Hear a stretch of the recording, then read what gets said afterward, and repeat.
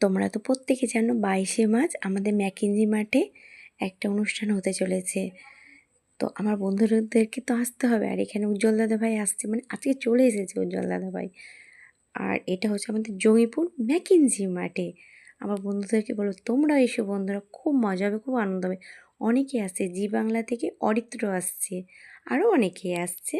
তোমরা এখানে আসলেই দেখতে পাবে, খুব মজা, খুব আনন্দ হবে। এটা ম্যাকেঞ্জি মাঠ, তোমাদেরকে মাঠটা পুরো ঘুরিয়ে দেখাচ্ছি।